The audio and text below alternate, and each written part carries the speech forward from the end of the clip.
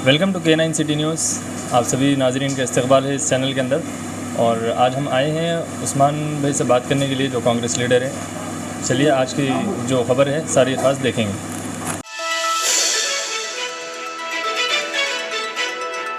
जैसा कि home minister साहब आप रिप्लाई दिए कि सेक्रेटरीट के मस्जिद की संग बुनियाद रख रहे हैं, उस बारे में आप थोड़ा जो बात करिए। देखिए, होम मिनिस्टर साहब एक खाना मस्जिद भी तामीर करने के लिए बोले थे। वक्फ बोर्ड के जो चेयरमैन, जो ज़िम्मेदार है, उन्होंने अपने पैसों से एक खाना मस्जिद बनाएंगे बोले थे। के चंद्रशेखर राव जो असेंबली में बातचीत करे थे, असेंबली में वादा करे थे कि इस्लामिक लाइब्रेरी बनाऊंगा, अब तक इस्लामिक लाइब्रेरी बन रही। सिर्फ ये लोग मुसलमानों को बेवकूफ़ बना रहे हैं। ये फाउंडेशन स्टोन रखते रखते बोलते फाउंडेशन स्टोन नहीं रखते। एक चीज़, दूसरी चीज़ ये है कि आपके सामने 7 साल से आप अनीसुल गुरबा बना रहे हैं। अनीसुल गुरबा 2014 से बन रहा, 7 साल हो गए। सिर्फ मुसलमानों को बता रहे हैं कि अनीसुल गुरबा, 7 साल में यतीम बच्चे कहाँ गए? टिमरिस में सिर्फ खाली मुसलमानों के बच्चे पढ़ रहे हैं। आप भी मीडिया है, आपका भी काम है हर चीज़ बोलना, और आपको मालूम होना चाहिए, मैं आपके मीडिया चैनलों के थ्रू बोल रहा हूँ। आज मेरे साथ हमारे मतीन भाई है, इरफान भाई है। हम प्रैक्टिकली वो मसाजिदों पर जाके आए जो मिस्मार और शहीद हो गए।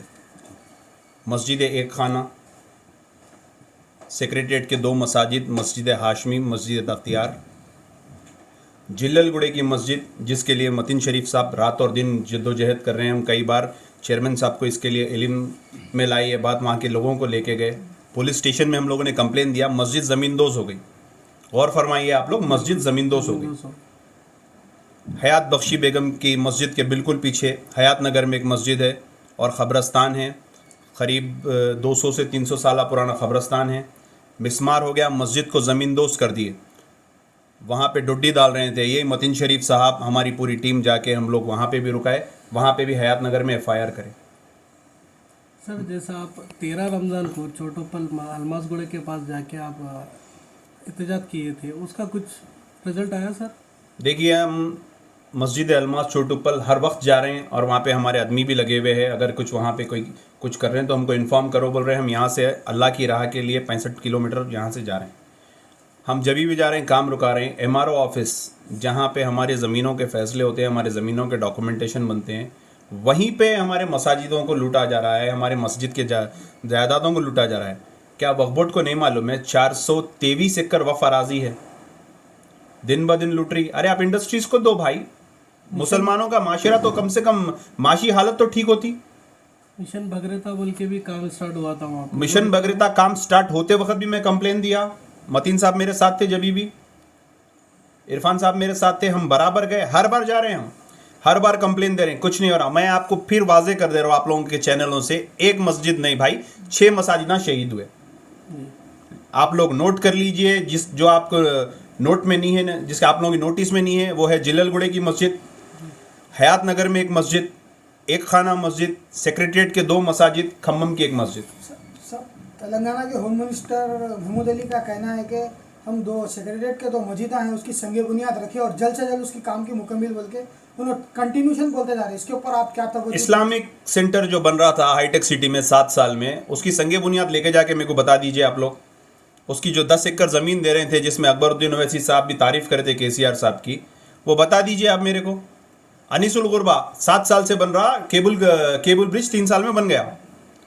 क्यों भाई? अनीसुल गुरबा यतीम बच्चे बोल के 7 साल लग जा रहे हैं उसको, रोज़ 2 गंपे लेके अस्तरकारी करने के लिए। कब से बन रहा? क्या काम है उसमें? क्या वॉल्स उठाना है? आपको स्लैब्स डालना है? सिर्फ मुसलमानों को बेवकूफ़ बना रहे हैं। और काफ़ी चीज़ें हैं जो हम डिस्क्लोज़ करेंगे। आपको मैं मस्जिदों के बारे में बता दिया। आशुर खाने हैं, क्यों भाई? आशुर खाने हज़रत अब्बास के नाम से जो अंबरपेट में आशुर खाना था, वो शहीद हो गया। महबूब नगर में जो आशुर खाना था, बीच रोड पे दिनों दिन वो हो गए। एक केस बुक हुआ क्या? सेक्रेटरीट के 2 मसाजिद चले गए, उस पर कोई केस बुक हुआ? तो ईदी बाज़ार के आशुर खाने का कुछ डिटेल है आपके पास? जी, ईदी बाज़ार के आशुर खाने का कुछ डिटेल है आपके पास, जो बनने नहीं दे रहे वहाँ के लोकल लीडर्स? जी हाँ भाई, लोगों को मंजर आम पे आना चाहिए। हम तो बिल्कुल आ रहे हैं, हम तो एक सियासी पार्टी से ताल्लुक़ रखते हैं, फिर भी हम सबसे पहले हमारे जज्बे को सामने लाते हुए हम काम कर रहे हैं और यक बाई एक हमसे जितना हो रहा हम बराबर आपके सामने ला के रख रहे हैं। इसमें अवाम को भी आगे आना चाहिए, उलमाए दीन मशाखीन को भी आगे आना चाहिए, मसाजिद कमेटियों को आगे आना चाहिए, जो नौजवान रहते हैं उनको आगे आना चाहिए। उस्मान मोहम्मद खान अपना काम कर रहे हैं, मतीन शरीफ साहब अपना काम कर रहे हैं, इरफान साहब अपना काम कर रहे हैं, हर कोई आप अपना काम कर रहे हैं, लेकिन हम सबको इसके लिए मेहनत करना पड़ता है। जब तक हम मेहनत नहीं करेंगे कोई भी चीज़ हासिल नहीं कर सकेंगे। और महबूबा के वादे जो रहते हैं वो महमूद अली साहब, आप एक होम मिनिस्टर है और आप एक नॉमिनेटेड MLC के ऊपर होम मिनिस्टर बने सो है, आपकी बात पे कोई यकीन इसीलिए नहीं करता। आप अंबरपेट का वादा अगर पूरा करते थे तो यकीन करते थे। आप सेंट्रल इस्लामिक लाइब्रेरी का, अगर आप इस्लामिक सेंटर का अगर आप वादा करते थे, पूरा करते थे तो यकीन करते थे। आप बोलिए अनीसुल गुरबा को 7 साल क्यों लग गए? समंदर में बन रही, बेसमेंट सही नहीं है वहाँ पे। हाईटेक सिटी पूरी डेवलप हो गई आपके 7 साल में। इंक्रोचमेंट में हजरत हुसैन शाह वली की ज़मीन पे पूरे मल्टी 20-20 फ्लोर 25 फ्लोर के बिल्डिंग्स बन गए। 5 फ्लोर 4 फ्लोर की अनीसुल गुरबा नहीं बनी 3000 स्क्वायर फीट पे।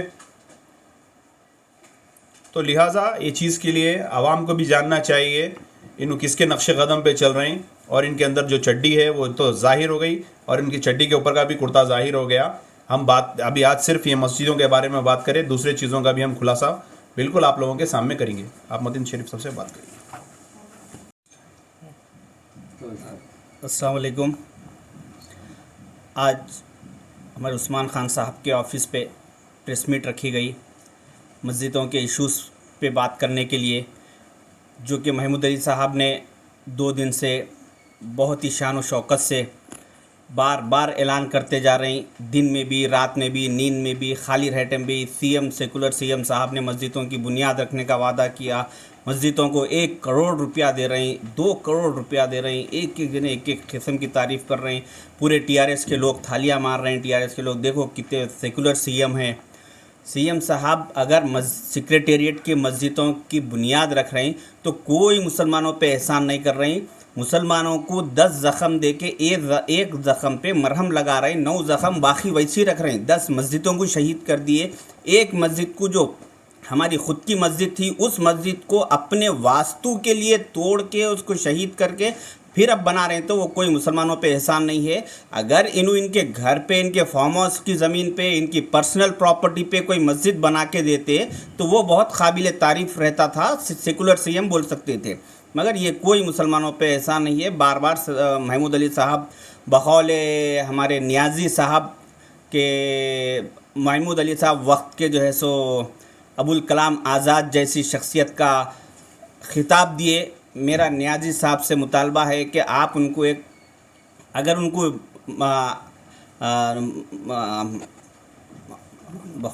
क्या मौलाना अबुल कलाम आज़ाद की एक फ़ोटो अगर दे दिए तो बस है। उनको उन फ़ोटो के काबिल भी नहीं है, फ़ोटो भी नहीं लगा ले सकते। वो शख्सियत किधर, और मामूली सी ये एक ऐसी शख्सियत जिसको होम मिनिस्ट्री रहते बावजूद इनके पावर का आप अंदाज़ा लगाइए कि प्रगति भवन में मामूली सी अगर वहाँ का चपरासी अगर जा रहा तो उसका अपॉइंटमेंट रहता, उसको अंदर जाने दिया जाता। मगर ये वक्त के होम मिनिस्टर को प्रगति भवन से वापस भेज दिया जाता। ऐसे होम मिनिस्टर, ऐसे पावरफुल ऐसे होम मिनिस्टर को नियाज़ी साहब अबुल कलाम आज़ाद, मौलाना अबुल कलाम आज़ाद जैसा शख्सियत का खिताब देके उनकी, मैं कहूँगा कि ये उनकी शान में गुस्ताखी है। जो अबुल कलाम आज़ाद जो हिंदुस्तान को एक एजुकेशन का सूरज रोशन करे मुसलमानों में, और हिंदुस्तान में इंडिया के सबसे पहले एजुकेशन मिनिस्टर रह चुके।